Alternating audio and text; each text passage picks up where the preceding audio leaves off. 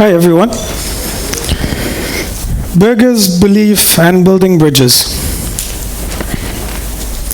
If you see this picture, what do you see?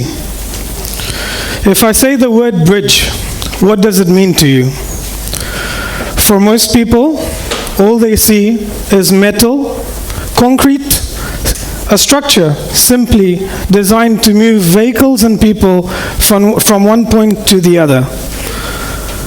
That's what most people see. What do you see in this picture? Do you see a design? Do you see a path? Or do you see a giraffe's neck walking past the window? What do you see? Which one's correct? Well, the answer is both and neither. What we see is based on programming. It's based on conditioning. It's based on belief, and it's based on our perspective. And these are the same beliefs which define the present and define the future. These same beliefs are the ones that what we see to see ourselves from where we are and where we're going to go. When I see that bridge, I see something much more beautiful than steel and concrete. I see connections. I see possibilities. I see opportunities. And most of all, I see a journey. Why do I see things differently? Because like you, I'm an entrepreneur. And that's what makes us different. Today, I'm going to share with you my story about my journey of exploring the possibilities of seeing things differently and of how to make amazing things happen. It's a story of burgers, belief, and building bridges. It's a story I hope will inspire you to build your own bridges and make amazing things happen. So where did it all start for me? Started right here in Dar es Salaam. I finished my O-levels and I traveled to South Africa to complete my A-levels. Straight after, I joined the University of Cape Town. I did my undergrad in economics, a postgrad and a master's in management, specializing in entrepreneurship. So in theory, I knew my stuff.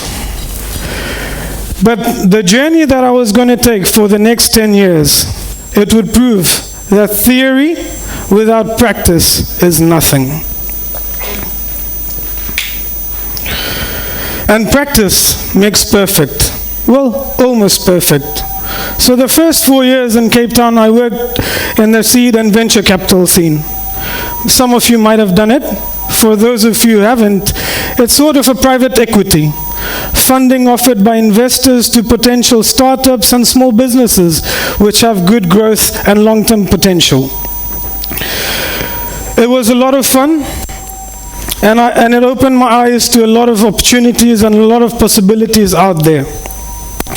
But what's more interesting and terrifying at the same time is when you decide to sit on the other side of the fence. When you're not the one who is just funding the business, but you are controlling the business. It's your baby. That's when you get to call yourself an entrepreneur. So today, I'm going to tell you about how I created my first baby, Burger 53.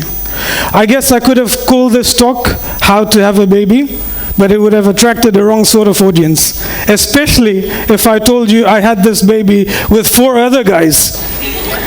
Okay, let me explain.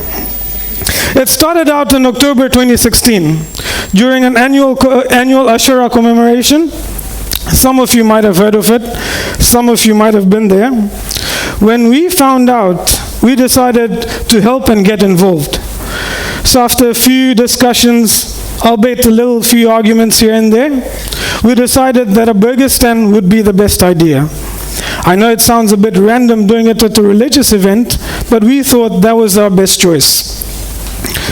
So, the first 2 days were pretty dire, to be honest. On the first day, we did 60 burgers. On the second day, 50 burgers. It was turning out to be a disaster. A bit depressing, to be honest, standing in the blazing heat, flipping burgers, every day, only for an occasional person to stop by and buy a burger. We were almost about to give up. And then the very next day, something amazing happened. We were completely overrun.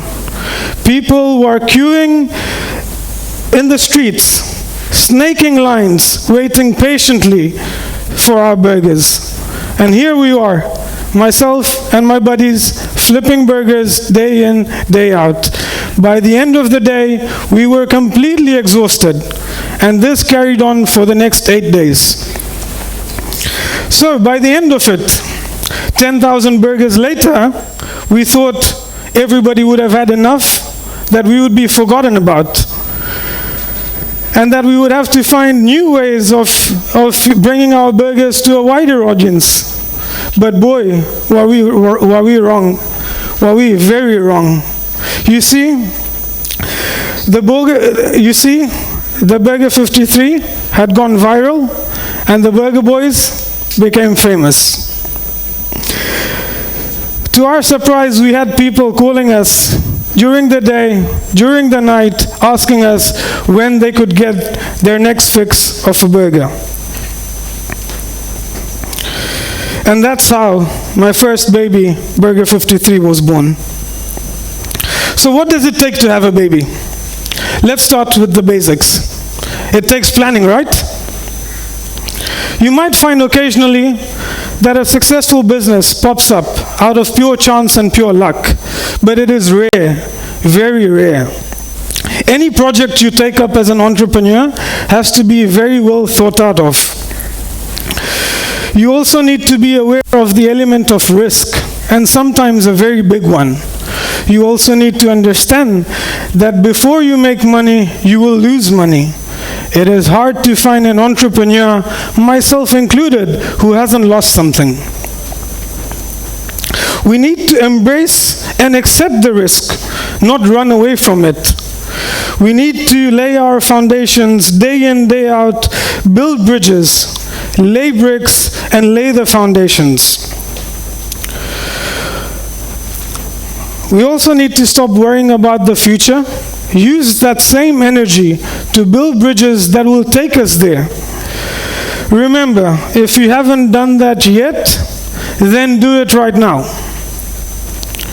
Get some real energy behind your projects. Lay the necessary solid foundations, however small they are. Every little bit counts. There will be all sorts of bridges to build.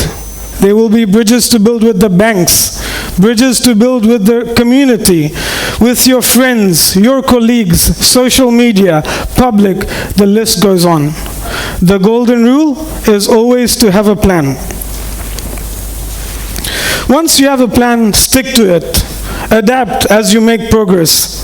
And remember, with time, you will reach your destination by laying brick by brick, slowly by slowly, constructing your solid bridge.